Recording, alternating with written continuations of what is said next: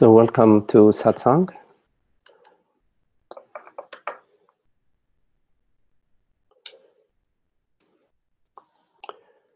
Which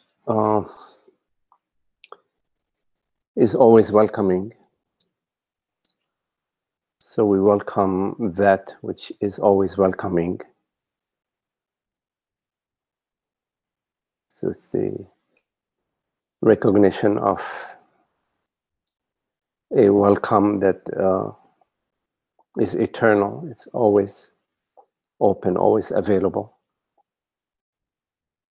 We welcome in the recognition that we are this welcoming, that the reality of our experience is this eternal welcoming, an eternal openness, a yesness that knows no opposite. So we say yes to that. We say yes to our true nature, which is the love, which is the heart. And the heart trumps the mind. What we truly are trumps all illusions, all impressions. They are fleeting. And what we truly are is this eternal yesness, that has no cause, the causeless beingness. So we say welcome to that, we say yes to that. So as you know, if you have any questions, you're welcome to pause your questions by speaking your question or by writing your question in the chat box.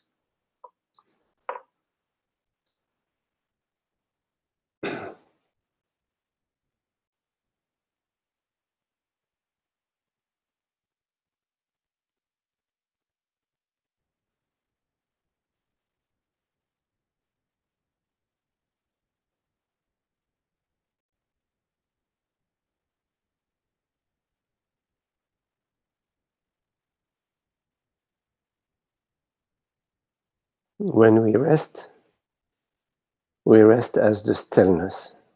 We rest as the source. There's no possibility for the human to rest, because the human is mind, and mind is movement. So resting is the recognition of that is restful, that is resting, that is at rest, that does not know any movement, that does not stir, that cannot be stirred.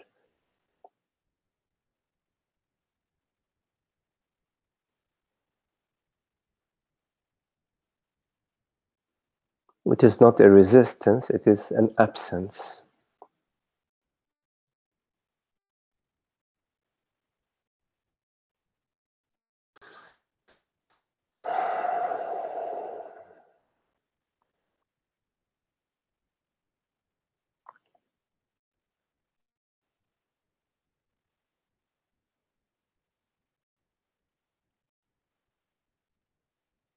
So in your experience, there are two options.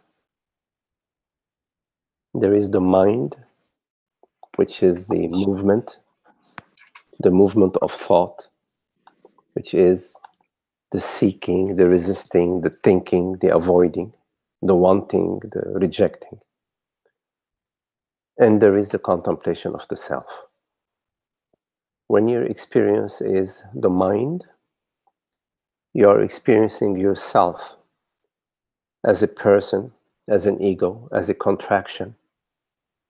And when your experience is contemplation, you are diving in the vastness of being. You are diving in the infinite self.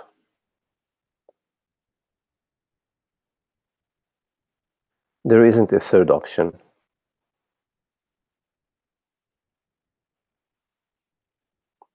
So you can always look at where you are banking.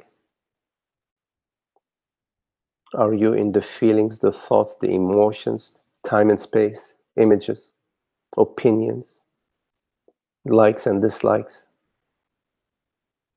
Or are you contemplating the source?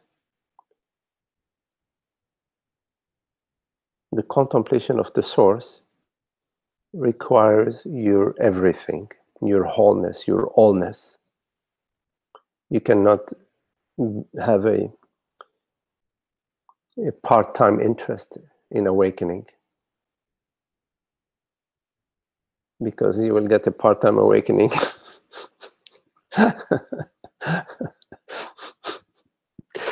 And what is that?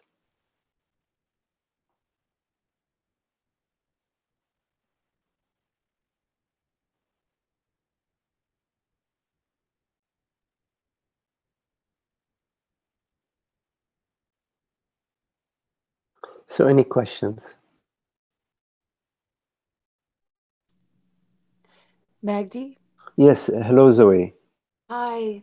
So I have some people close to me who are apparently at the last stages of their body being here. I um just what's coming up is, could you just speak about being with people's whose bodies are ready to leave? And you know, I just, I guess it's just, you've spoken about this before, but if you would again, that would be great. Mm-hmm. Mm-hmm. Thank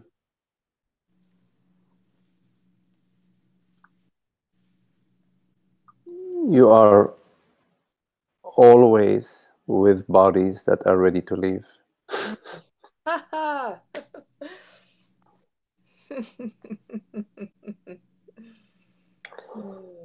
So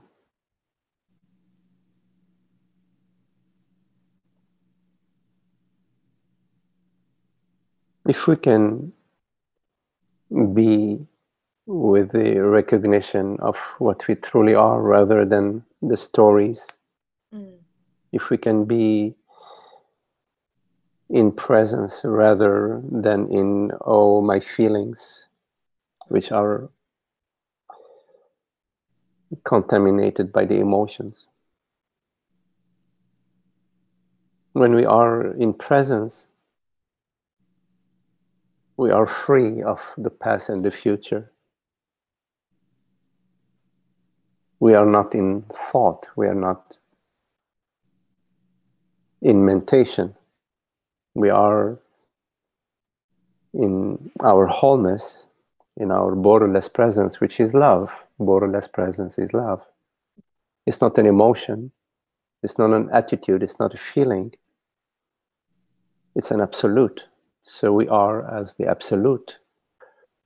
When we recognize in the other the very absolute that I am, I recognize in you the self that I am. And that's not a physical recognition or a mental recognition, it is a recognition of the eternal, of the transparency of being, of awareness, of consciousness that is not born and does not die. We understand that. Everybody understands that at a deep level. Everybody can relate to that. Especially when we are facing a serious letting go, such as letting go of the body, which now seems to be imminent, knocking at the door. We're not interested in monkey business at that point in time. We're interested in what is sincere. Now, are we capable of really remaining still? And the answer is yes, we are capable when that which sits with us is that very stillness.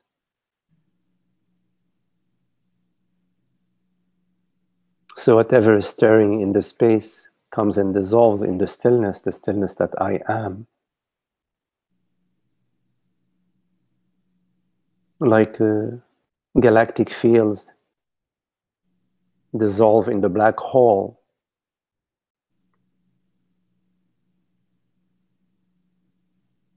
At the core of all movement is the stillness. And it is the core, the stillness of the core that appears as all movement. But it remains as it is, it remains still. So you recognize the other as consciousness and you invite the other to this recognition. And it's not a mental invitation, it is an invitation via your own abiding as that peace, your own turning your internal attention to the peace of being. So the peace that you bring into the space is the peace that will be experienced. The degree to which, the extent to which you're able to discard the mind, discard the thoughts and all the stories and remain in the recognition, in the unperturbed recognition of being.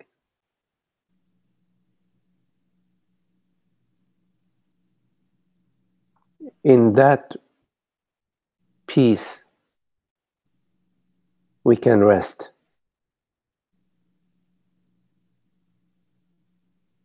In that peace, we can die, we can dissolve. So I die in that peace this very moment.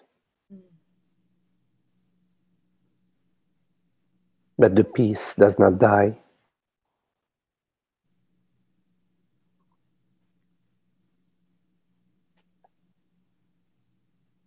Yeah, I'm finding it just incredibly beautiful to sit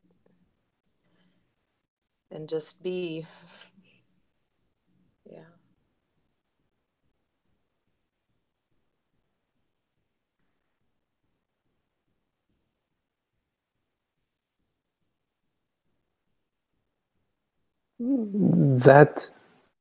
That we are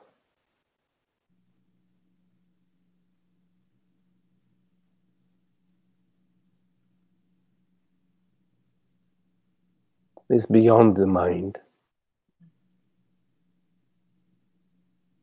beyond the senses.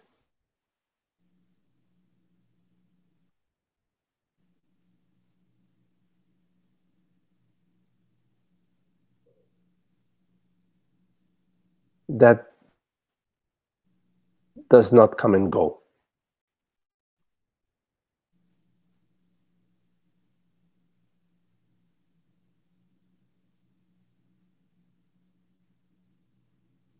It's already, that is already established as the self. That is the self. It need not do anything. It does nothing.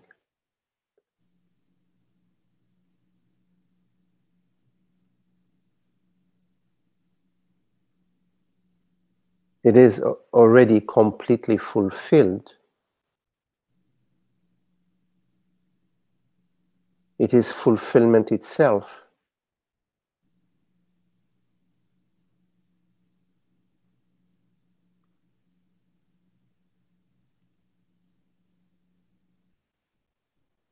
And in that and as that, we are one.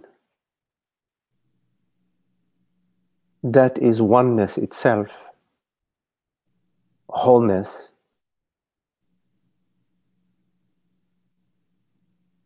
The ocean of bliss. Awareness is borderless,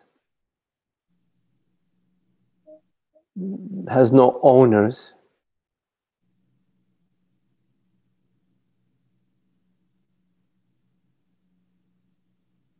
There are no limitations to that.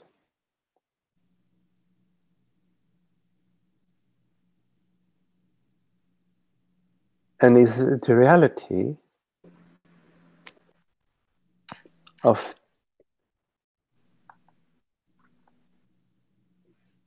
itself and of everything. It's one reality. which is awareness. And you cannot call it my awareness or your awareness, because it has it's non-phenomenal. How can you call the formless self anything by any name, as it cannot be known by the mind. You only know it as your very self.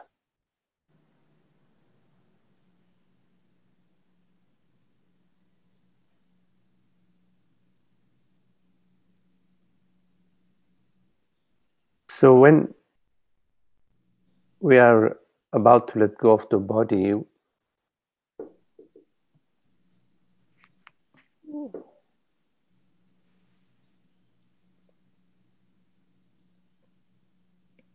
there is a sharpness.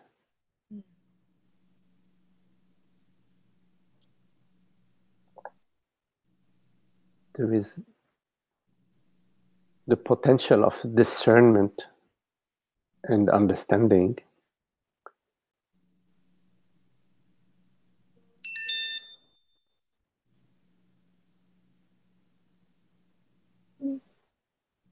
That has nothing to do with emotions, feelings, and emotions. So, of course, there's also the mind that is stirring in some cases. It depends. So we invite the mind to rest. The mind may be stirring, in particular about my loved ones, the loved ones that we are leaving behind. So we invite the mind to rest. That invitation is also available in just pure sitting, just pure being. And sometimes there are comforting words too,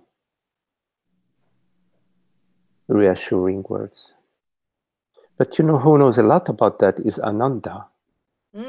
I had a thought of that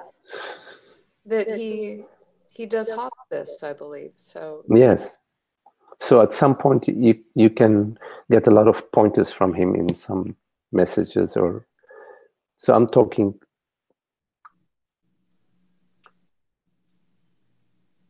some aspect of in some aspect to your question. Yes.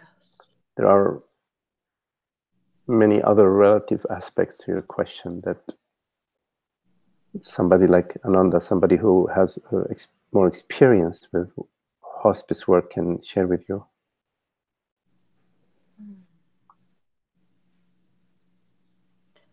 But there's also confronting one's own death,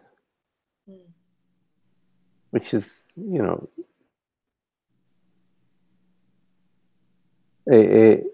a good thing to confront, to look at, to contemplate. Because you have to go through the gate of death to establish the deathless. You have to die to go beyond death in a way. Yeah, it definitely brings that urgency that yeah, this is me dying too. Yeah, it's me dying, and what is this me?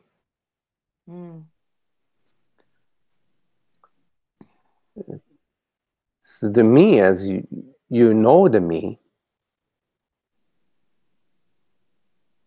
you know the me.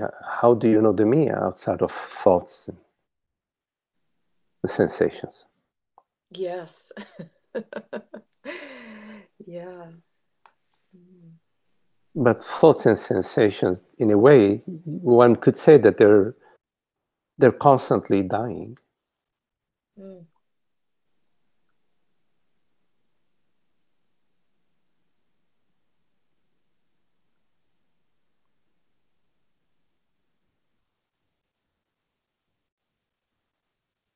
There is some idea and feeling about dying, which is very intimately connected with the sense of me, with the feeling of me. It's not rational. It's more like sensory, you know. It's at the gut. Yeah. It's that imaginary gate of fear to cross. Yeah.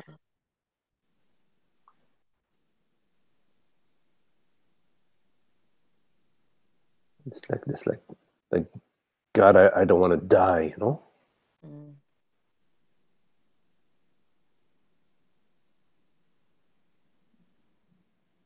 But when you look at it, you have to look at it a lot.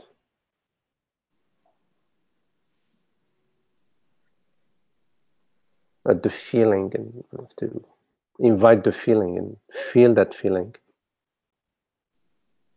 rather than run away from it or think about it. You have to really feel it, you know. You have to die in a way.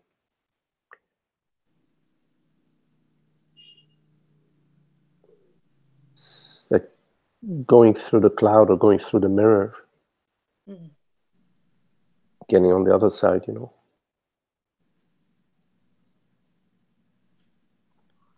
Yeah, there's no escaping it. There's no escaping it. Well, we do a lot to try to escape it. Escape it, yeah. But Yes. ultimately, to be free, there's no escaping it. Yes.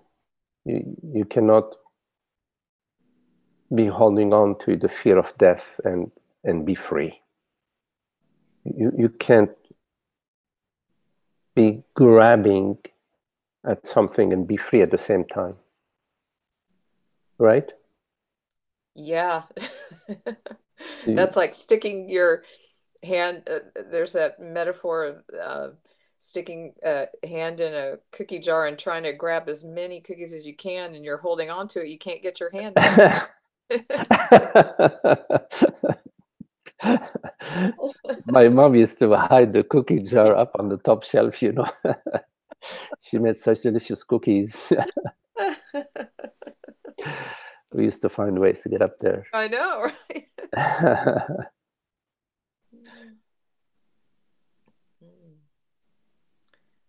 Yeah. So we look at that, you know, what is it that dies? You know, we have to look at that, because if we don't look at it, it remains in the shadow. It continues to sort of haunt us from behind the curtain, you know. Yeah. So we invite it, you know, to come onto the stage, come out from behind the curtain, come over. Let's hang out, you know. Let's hang out with death, you know. What is it that dies?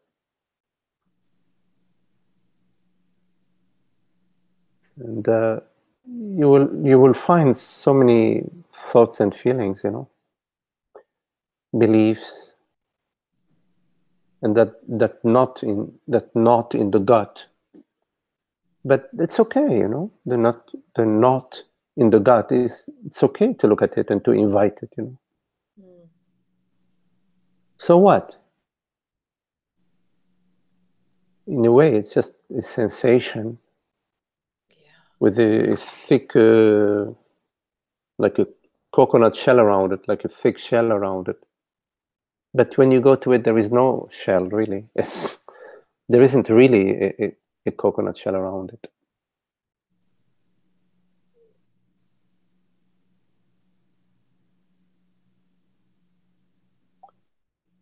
It's that strong identity, the identification. Yes, we look at that. We look at that. What is this me? You know, what is it that dies? What is this I, this me? We look at it over and over and over in our current, right now, in the now. We look at that, and we don't find an actual me outside of thoughts and images and things like that, stories. Yeah, and it's just becoming so much clearer that thoughts and the images are just like ghosts. They're Right. yeah, just Yeah. mm. So it's consciousness takes on the form takes on the forms of thoughts, perceptions, and sensations. But it never becomes actually anything like anything separate from itself. It can't. It can't be anything apart from itself. You can't be anything apart from yourself. Wow. It's not a possibility. Yeah. You imagine yourself to be somebody that came out of your mother and from her womb, but you imagine that. And tortured myself for so many years with that imagination. Yes, we continue to. Well, I mean, in some cases, we continue to torture ourselves. So we separate ourselves, which is not possible. The self, nothing can be separate. How can something be other than what it is? It's not possible. You follow? Yes, Magdi. It's yeah, there's just much more clarity and just some of these concepts, just seeing them quicker, and they just then it's just like poof, they vanish. Mm-hmm. Right. Yeah, and it really that it's so gosh, it's so lovely to sit with death. I mean, and who knows what I'll say as my stuff comes up, but sitting with people whose bodies are dropping, like you said, it's the monkey business is gone, and it's just um, love. Yeah.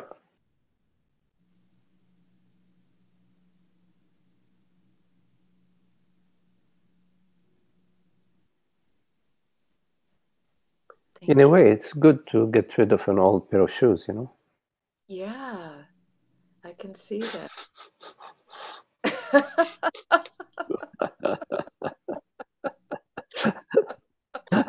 Then we have to go out and buy a new one, you know? Or two or three. Or two or three.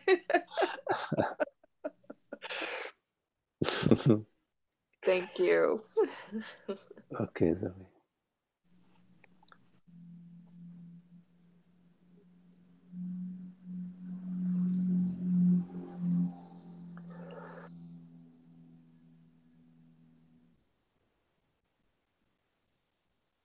So much holding on, you know, we hold on to. Whatever we hold on to is so imaginary and so limiting. We are limiting ourselves in this imaginary holding on. We have to be very open and generous and loving and kind and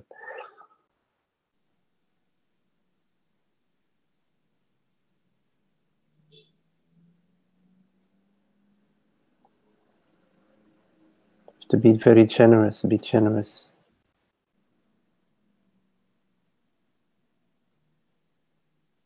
Because it's already there, the concerns and the fears are there. So if you maintain them, they just stay there, right? I mean,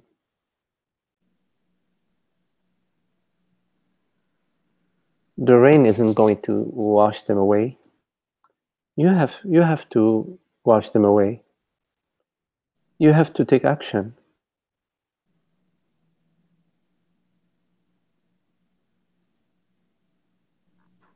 Magdi? Yes.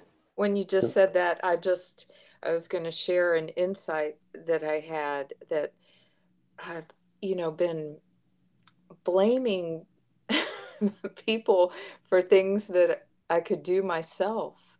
When you said that, you have to take action.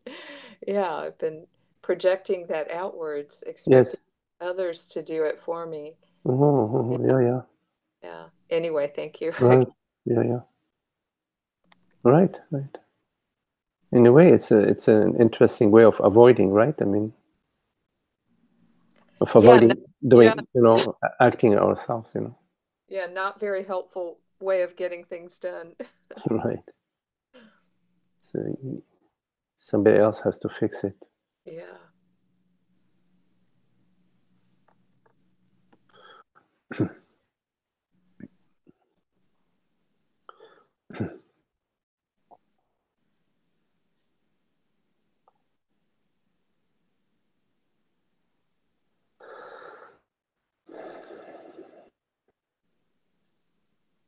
Any questions?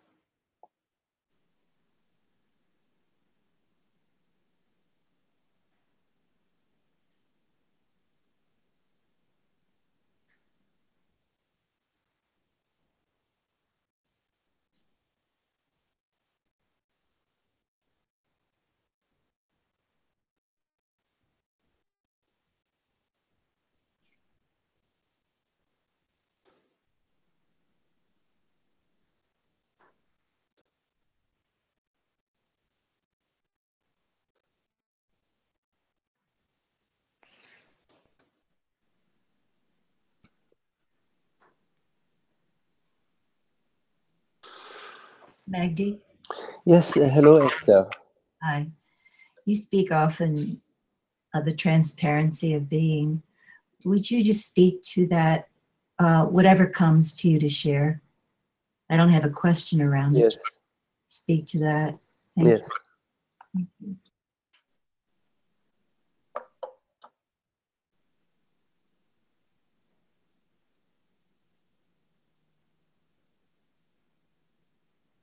So one could say that being somebody is already some sort of opacity.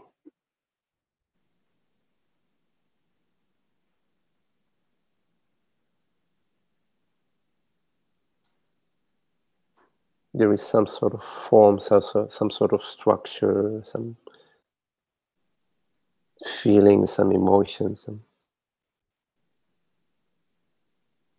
history, and hopes. So there is a being somebody, being a person, being a body mind.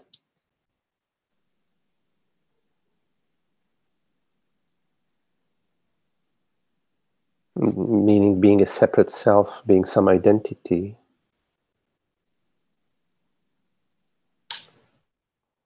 Because before being somebody is being. So there is being and then human. And so it's not really a human being, it's being a human, because being comes before human. Meaning presence comes before mentation. Transparency comes before images, thoughts and images.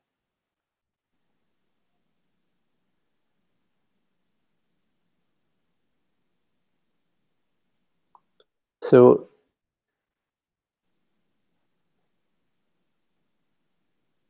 in your current experience right now, which is experience of awareness,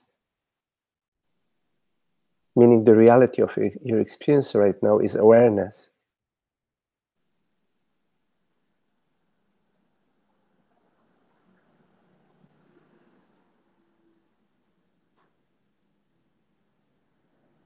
So it's at the source. Awareness is at the source. Before the senses, before the image, as a way of speaking. Because in fact, there isn't a before. but as a way of speaking, as a pointer to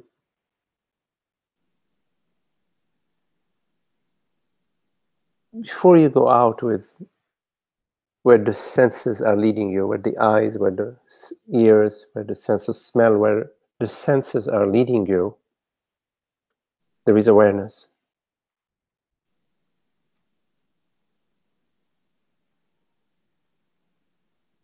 So the reality of your experience in this moment, and in every moment, but you need to turn your attention to it, to notice that it is invisible. It is invisible.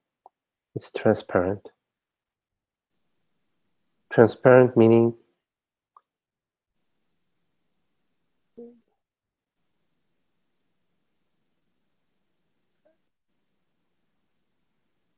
it has no phenomenal aspects to it. There is no phenomenal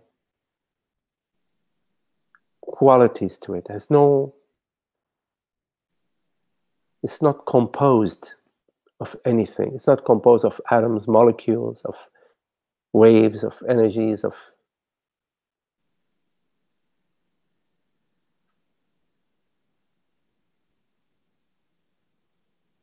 so the reality of your experience when you turn your attention to it, which is awareness, is transparent.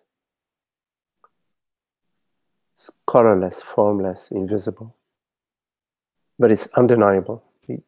What could deny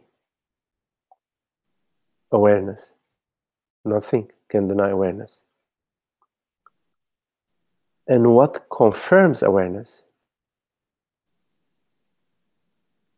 Awareness confirms itself in the very statement, I am aware. I, awareness, am aware. I'm aware that I'm aware. And I'm aware that I'm awareness. And I'm aware that I, awareness, I'm the invisible self. I'm invisible, and yet I am the reality of all that is visible. I am the invisible reality of the visible.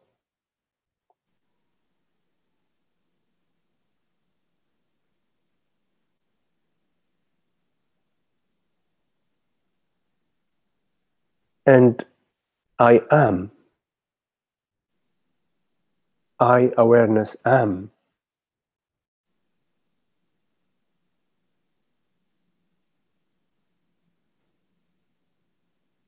The amness of awareness is my amness. It's an absolute amness. It is not open for debate by the mind. It is absolute. Amness is absolute. Amness and awareness are absolute. Meaning,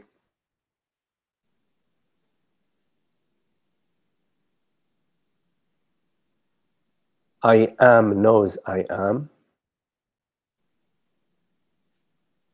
and its own knowingness is its own validation of its beingness. Its knowingness of its beingness is the validation of its beingness. So it's a knowing beingness and being knowingness.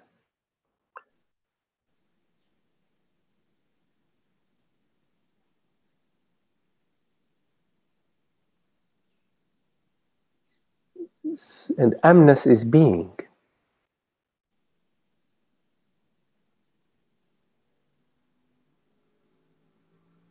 Being and awareness are one.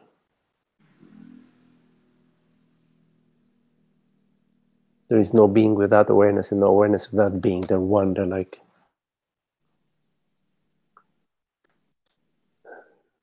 the fire and the heat, or the fire and the sparks, or the fire and its flames.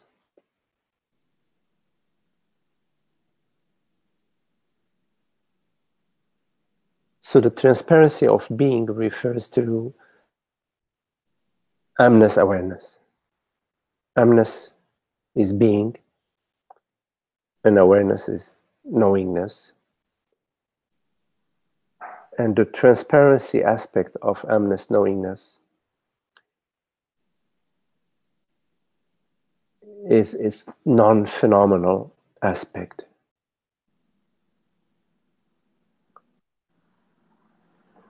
So in awakening to the self, you're awakening to the source. So the source is awakening to itself. And it is knowing itself as the essential reality, the absolute reality. And this within itself is the seed of its own knowingness. And actually its own knowingness is within itself. It is made out of its own knowingness. But there is a potential of this knowingness, although the knowingness is already established, there is a potential of the knowingness which pulls back the mind into it. So the potential is for the mind to arise out of the self and to be pulled back into Brahman.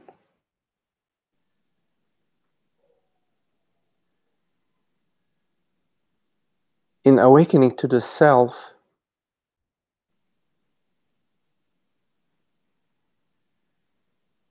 you awaken to all the aspects of the self. You awaken to the eternity of the self, meaning that which is beyond time. You awaken to the infinity of the self, meaning that which is beyond space.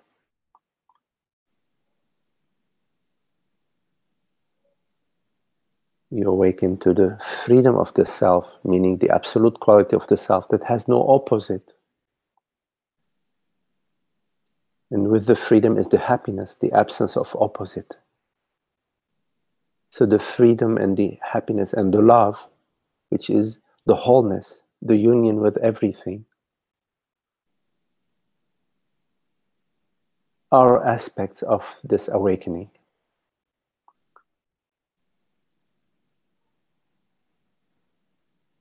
And in this awakening, wherever the eyes fall, there is beauty.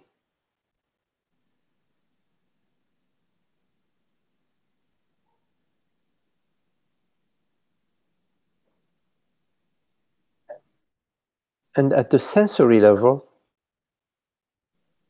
the former body of form and mass, the former opacity of the body, dissolves in the self, meaning in the infinite beingness. And so the body becomes a cosmic body, becomes an infinite body. And the yogas that we do during the retreat, they speak directly to that, to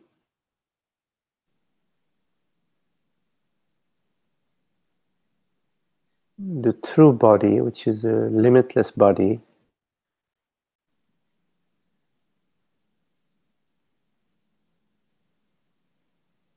that is transparent,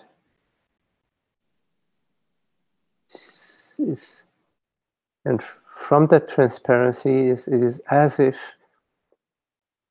all worldly impressions are the forms of your body. So your body is all forms.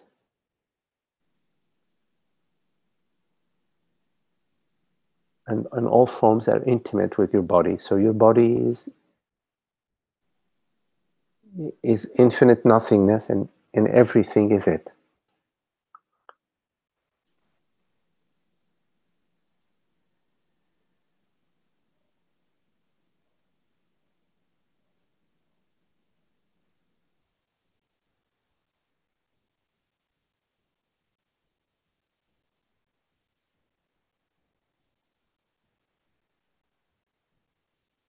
Okay, Esther?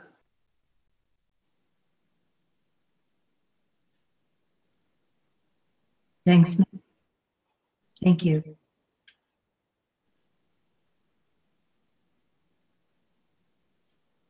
Sometimes I don't have the earplugs in, so I won't talk a lot. Is it echoing for you? No. Just in being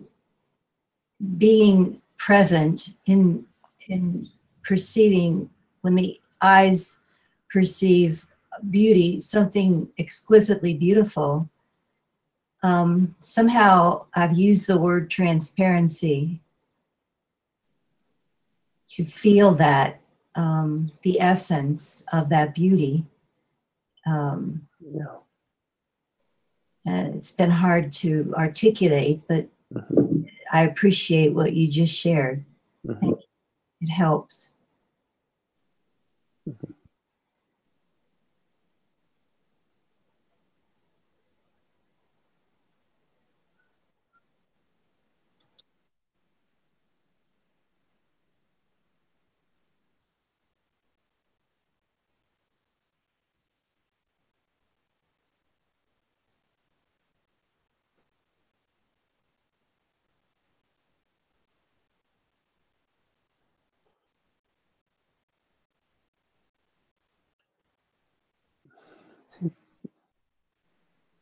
Just for now, we can just stay open to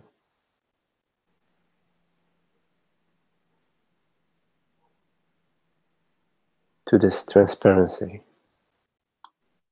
revealing itself. It's too close. The mind cannot perceive it because it's closer than the mind.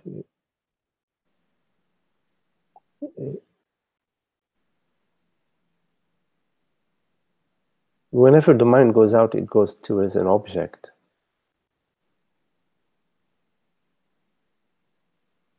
The transparency is at the perceiving before the perceived, and it's at the perceiving through the perceived.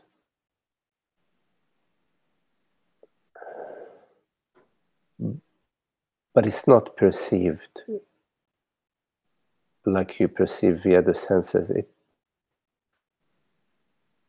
It is perceived via knowing itself. And it knows itself in your absence.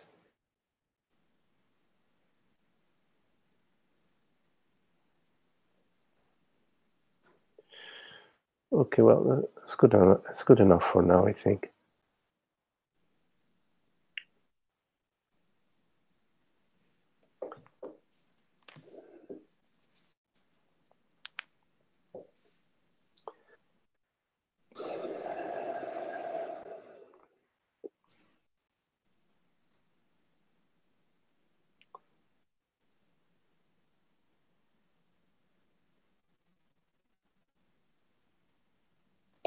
Oh, Ananda, yes. Ananda, you're right. Things are not as they seem, nor are they otherwise. This is a bit curious, and I wonder if something comes to you to say about this. Yes.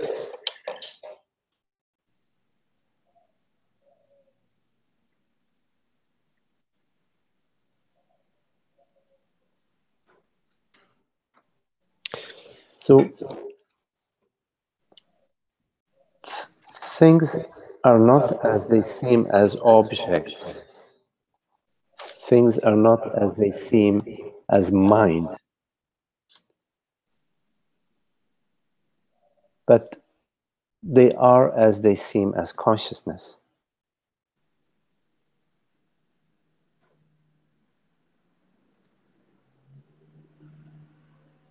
So they are not otherwise as they seem as consciousness, but they are otherwise as they seem, as objects.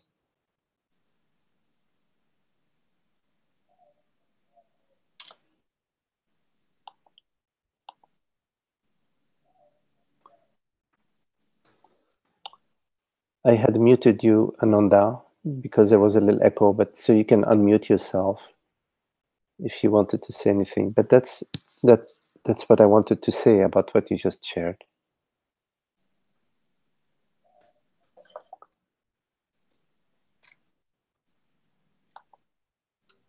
It's I think maybe what this saying addresses is something about, we imagine that everything's going to become homogeneous or something when we know the pure consciousness, then everything, it's almost like a Neo-Advaita thing. Then everything it just plain doesn't exist. You know, it's like, okay, there is nothing. There's only consciousness, and then, but actually the appearance, I'm thinking that the appearance is the only thing that actually. The only thing there is to an appearance is an appearance. But if, relatively speaking, that's what it is. It's not anything else. Does that making sense? Well, for the mind, an appearance is an appearance, meaning is an object. For consciousness, an appearance is consciousness.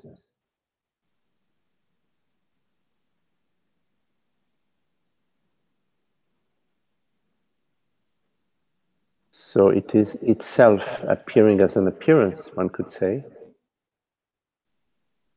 but it's not an object. Mm. It is not separate from itself.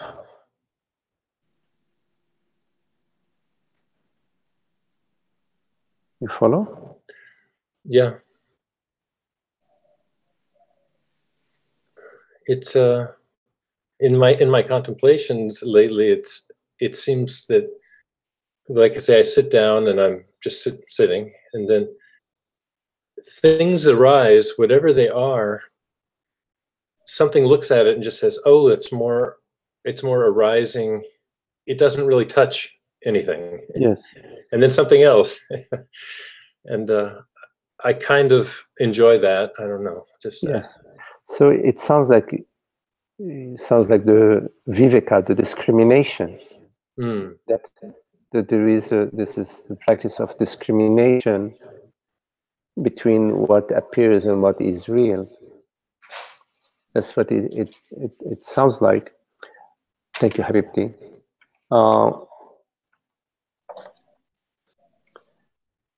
And I just got your note. I will come to it in a minute.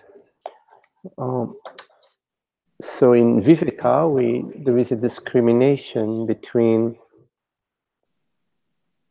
what is real and what isn't. So anything that arises is an appearance, is an impression. In particular, the I thought, that's ignorance. So there is a recognition of ignorance as being the I thought and the me feeling. Mm-hmm. There is a recognition of mind arising as a form and as thought, and as feelings and sensations. Mm-hmm. And there is a recognition of that is the knowingness of all of that, the knowingness that does not arise, that is. Right. So that is Viveka. So in the practice of Viveka, it's an important aspect of the contemplation to develop the discernment between the arising and that does not arise. Right. I see. So with each of these arisings, sort of subsequent arisings, there's a flash of me. I mean, me concept. So you get to let them both go. Right. Well, there is a discernment of that there is ignorance arising, the me, which is an illusory separate self. Right. And in that recognition, it's already let go. It's already in the recognition itself. There is the release. There is the the dropping, because the recognition has in it that the discrimination.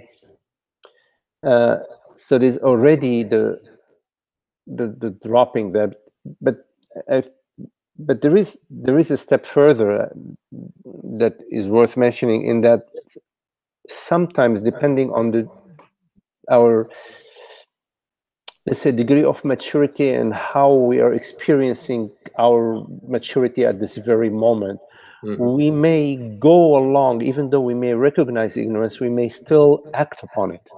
Right. You know what I mean? Yeah. Oh, let's go for the ride, you know. So this is when we need to be watchful and practice stillness, non-moving. Right. And so, like, this is one of the things, I've said this before, this is one of the things that's been really helpful in talking with you, is that not reacting, you know, when there seems like there's an opportunity to react, to just say, no, let's just stay here. Yes. And so it's more, maybe even more lucid in sitting, in the sitting. Yes, I understand. Non-movement, I mean, discernment, viveka, and non-movement are very, very important aspects of your sadhana. Thanks, that's beautiful. Thank you. Okay, Amanda. Okay. Anne, you sent this message on YouTube. Dear Magdi, I get ill often. This brings negative thoughts and painful feelings, almost like an attack. And the awareness, which before was so strong, seems beyond reach. And after the illness, it leaves doubt.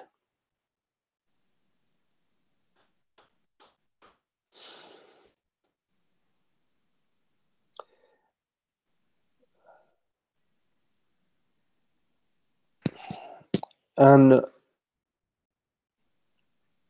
there is still some attachment to the body. There is still some identification with the body. And because of this identification with the body, then illness is going to arise in the body to help you work through your identification.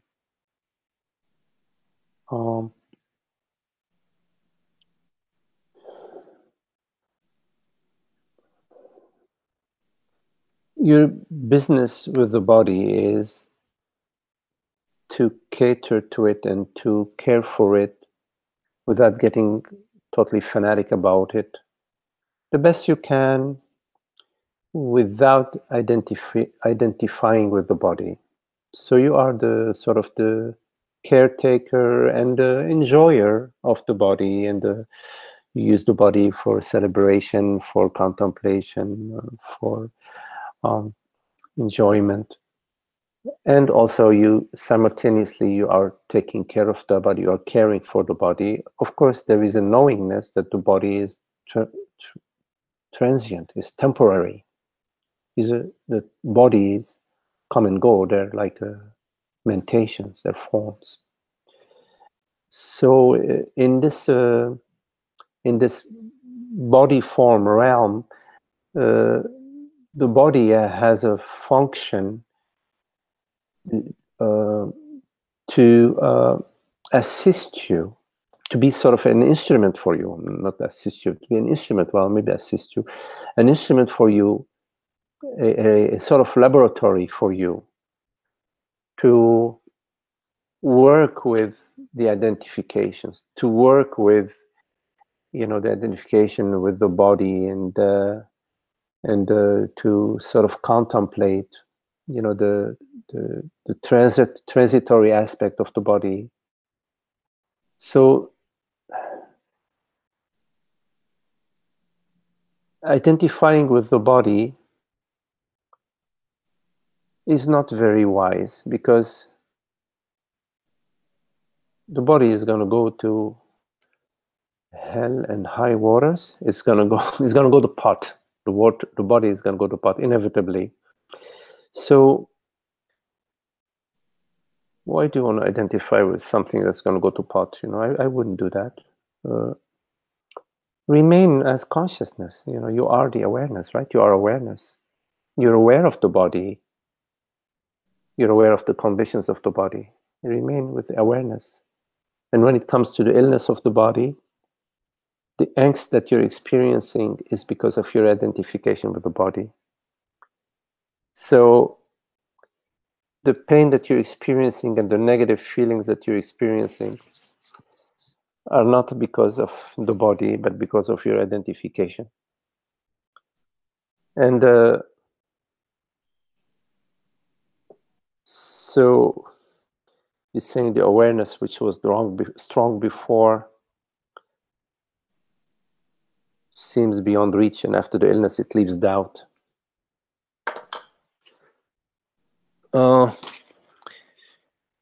You can always come back freshly to awareness because you are awareness. So at any moment you choose, irrespective of the past, irrespective of what has happened to the body or what is happening to the body, you can go directly to awareness. Don't hold on to awareness. You're holding on to awareness as an experience. Because the fact that you say it goes, only experiences come and go. In fact, awareness never goes. It's just that your attention goes. Your attention goes from being on awareness to being on the body and on your feelings and on your negative emotions. So return your attention to awareness. Now, in other words, return your attention to that perceives, to the reality that perceives. And as you turn your attention to the reality that perceives, you will find awareness. And you will find that this awareness is your very self. It is that is perceiving, and that is knowing that it is perceiving. All of that is awareness. Awareness is that perceives, and that knows that it perceives. It knows itself that it is, and it knows that it knows.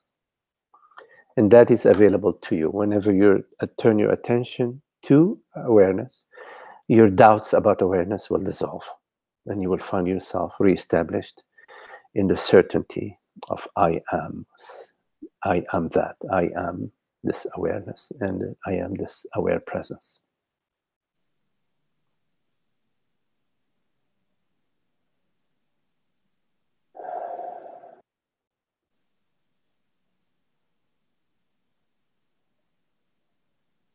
It's always there, always. It's always there.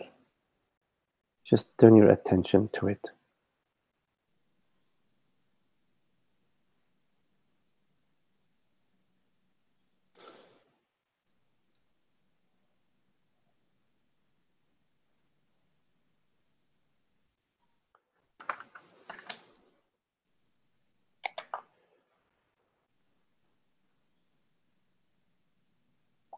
Any questions?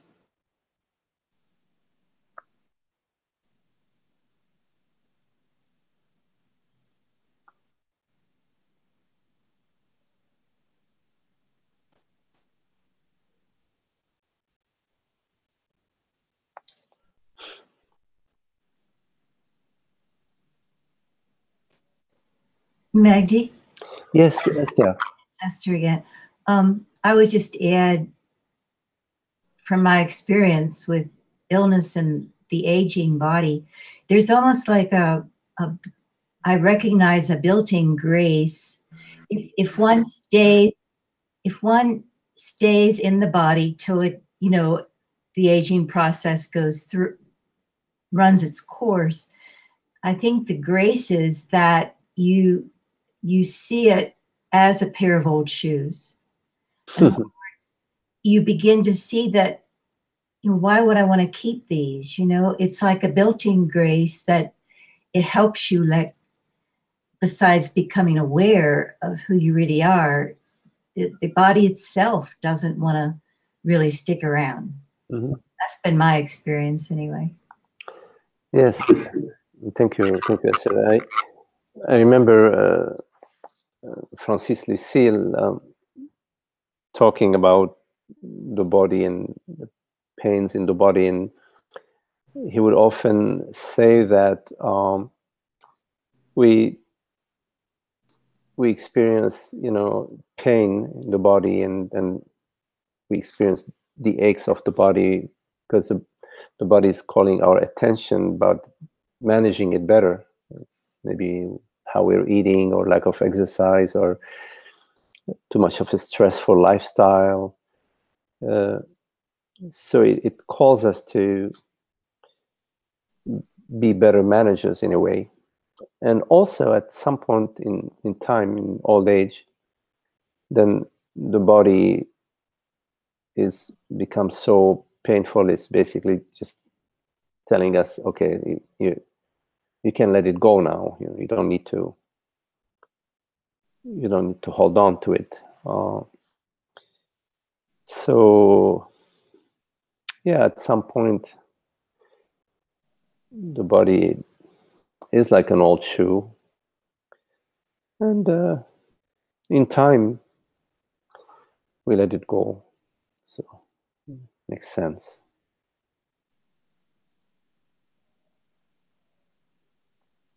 But it's important to understand that letting go of an old shoe doesn't mean you let go of consciousness. There is no such thing as letting go of consciousness. There is such a thing as letting go of an old shoe, of a body, an old body.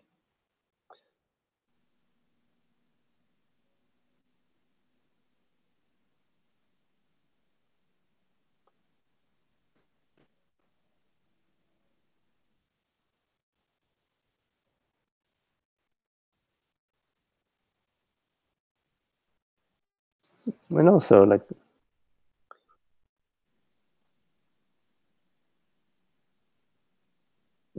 it's sort of a waking up call when the body gets sick. It's a waking up call, because sometimes we have this subtle sense of invulnerability, and then something happens to the body, and all the strength that we had, we find it means nothing. It sort of shakes the entire tree. Our images and ideas that we don't even notice about ourselves. Then we get a little bit sick, and we're just in bed moaning.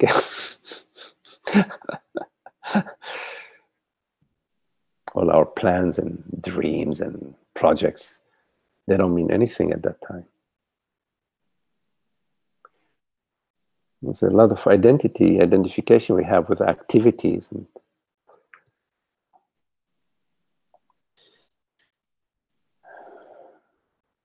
other forms of identification with work and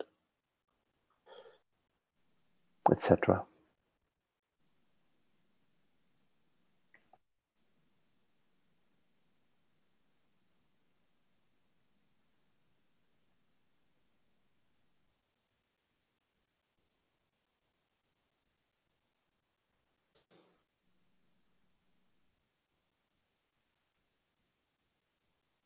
Any questions?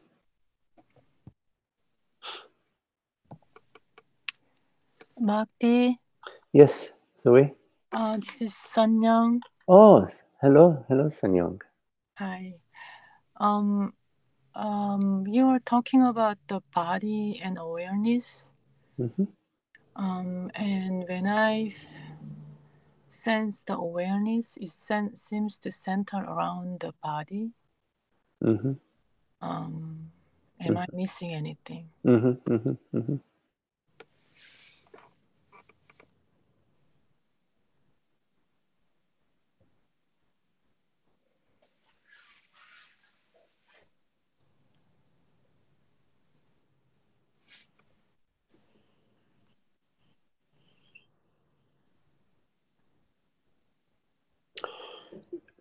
Close your eyes right now, Sanyong.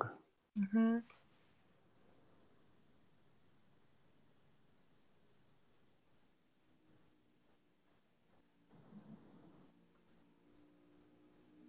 Are you still aware? Are you aware? Yes. So there is awareness, yes? Mm-hmm.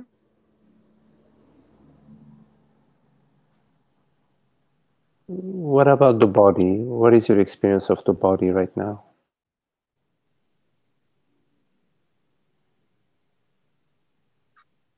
Calm and quiet. So you're experiencing calm and quiet. Mm-hmm.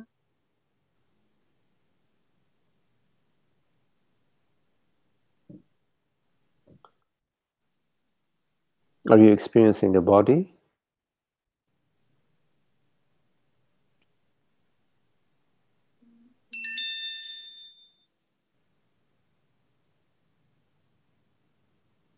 No. And yet you're experiencing awareness, yes? Yes. So we could say that right now, it's not for sure that awareness is centered around the body in our experience.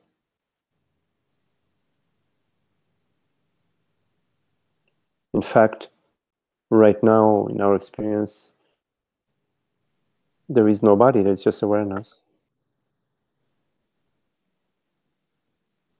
Yes?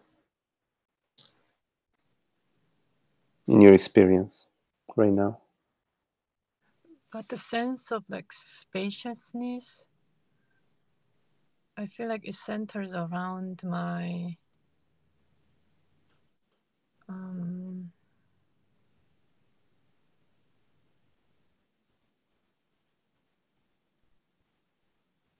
my body. What is your experience of the body right now?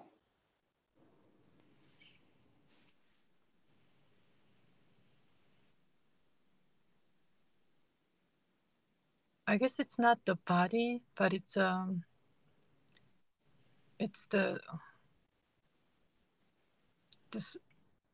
spaciousness is a little localized around the body, like the head and the neck and. Okay, let's go to the head right now. Can you keep with your eyes closed, can you go to the head, the sensation of your head? Mm-hmm.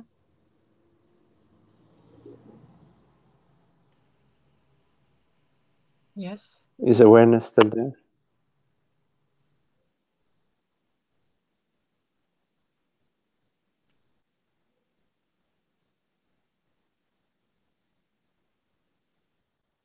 Yes.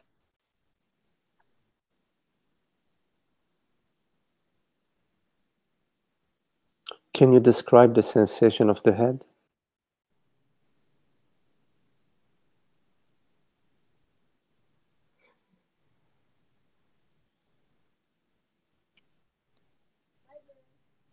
It feels empty.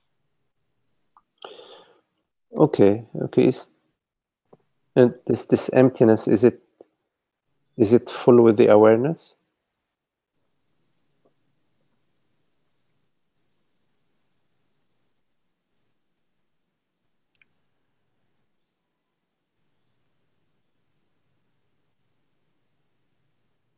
It is awareness. It is awareness. So the head is empty and it is awareness. Mm-hmm. What is empty? When something is empty, does it have any? Is there any? Right now, in your experience of the head, you said it's empty. Is there any edges? Are there edges? No. So in a way, you're saying that right now in your experience, you're experiencing awareness around your head, which is the body, but the body has no edges. No edges. Okay, so you're experiencing awareness around the body that is infinite, because it has no edges. It's infinite, right? Mm-hmm. Okay, you can stay with that. That's good. You can experience the awareness around an infinite body, around a body that has no edges. Because in fact, the body and awareness are not two. But the body has no edges. If the body has edges, and then awareness is inside the body and not outside the body, then we need to contemplate. We need to do a different contemplation. But just based on the contemplation we just did right now, it seems that you are talking about awareness being sort of limited to the body, but then when you went to the body, you found that the body has no edges.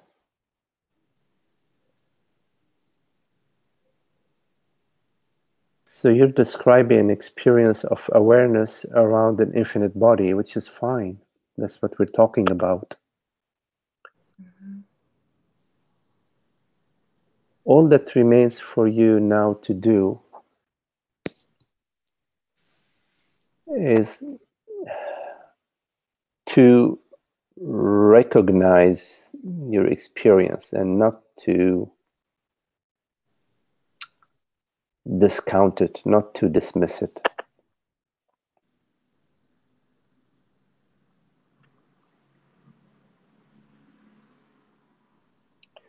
Now you can open your eyes. And where is the body now? What is your experience of the body now?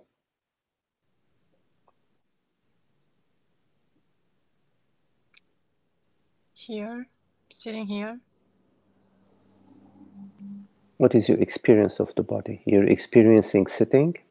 Can you describe this experience of sitting? Can you describe it? Can you go to this experience of that you call sitting? Where do you go? My butt and then legs on the chair.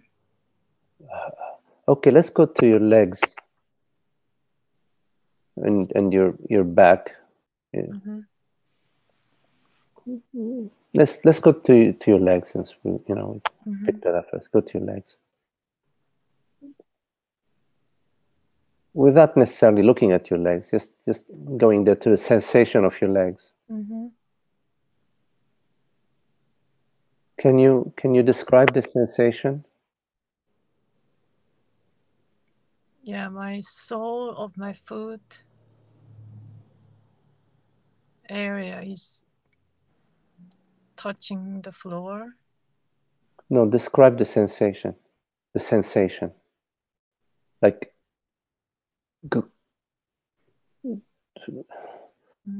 okay, close your eyes. Close your eyes. Now go to the sensation of your legs. The sensation of your legs. Describe the sensation of your legs. I feel some energy.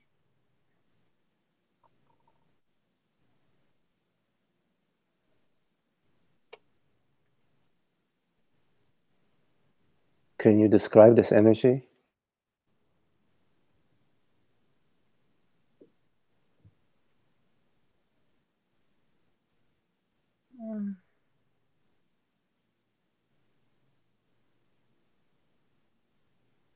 I can tell my feet is there. No, you're going to thinking now. Stay with the sensation. You stay with the sensation, get closer and closer to the sensation. Just keep going to the sensation. Where do you go? Where do you go?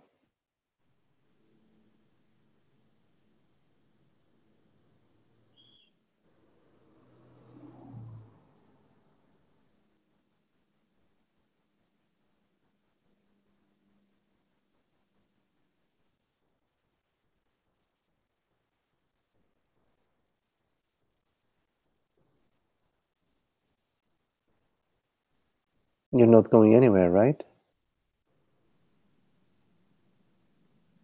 Just keep searching. Where are you searching? Where? Down there. Down there, where? Where is down there? Where is down there?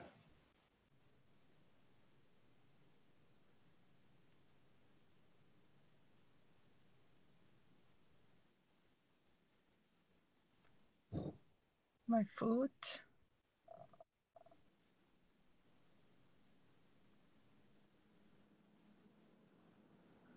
Okay, now without moving your foot,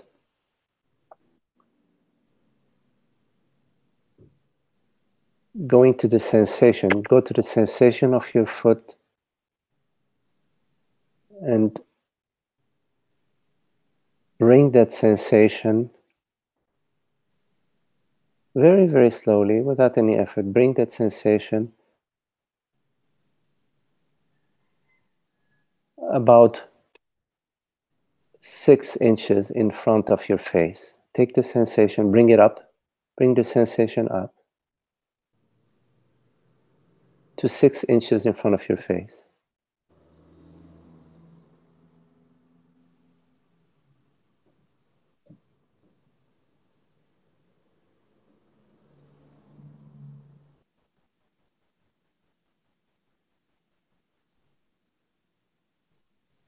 And then with your imaginary hands, without moving your hands, with imaginary hands, imaginary arms, you're going to grab the sensation, like as if the sensation is a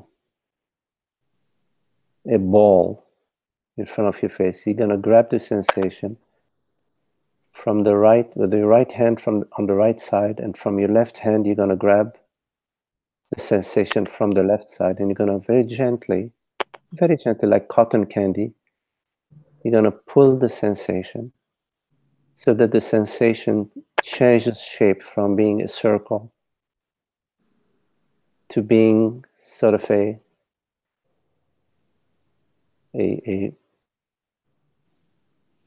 more and more elongated on both edges.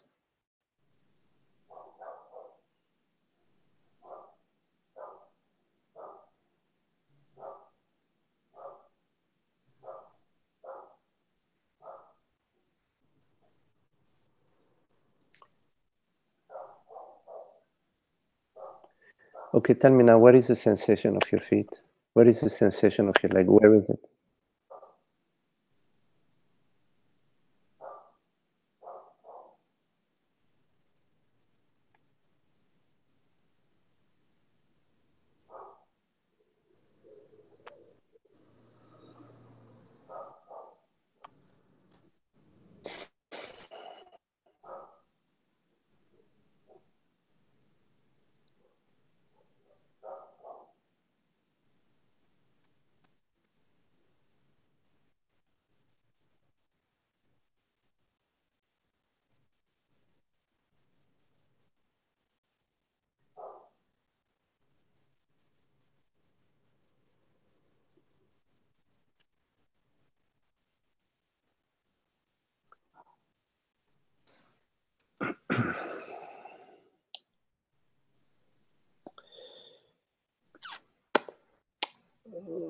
Okay, Sun Young, I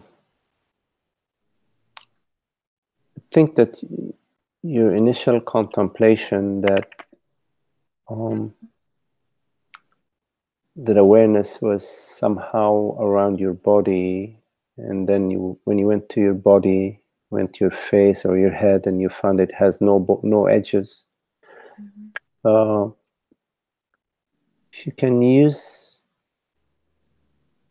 that model to apply it to various parts of your body. So you go, like we went to the sensation of your face, you can go to the sensation of your belly, the sensation of your back, the sensation of your shoulders, the sensation of your chest, the sensation of your feet, and go to that same place where the sensation had no edges, that your face, your head had no edges.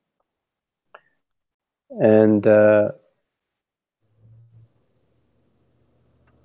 once you get to that sense of that part of your body having no edges, then look at awareness, bring awareness, mm-hmm. and the edgeless, or that body without edges, sort of hang with both. Hang with both the awareness, which has no edges, and the body that has no edges.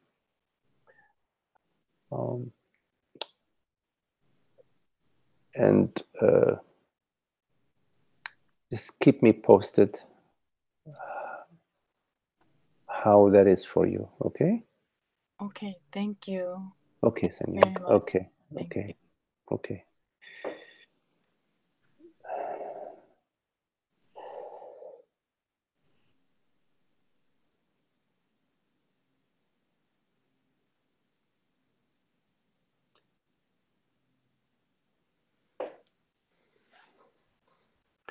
Okay, any other question?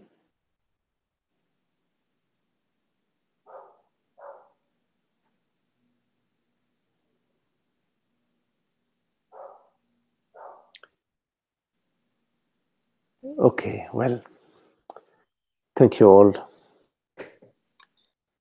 And we'll meet again on Thursday. Yeah. Okay. Thank you. Okay, Ananda. Okay, Marvo. Okay, Gabby, Esther. Okay, everybody. Anna Cristina. Okay, Maru. Bye. Bye. Thank you. Thank you very Okay, much. okay, Zoe.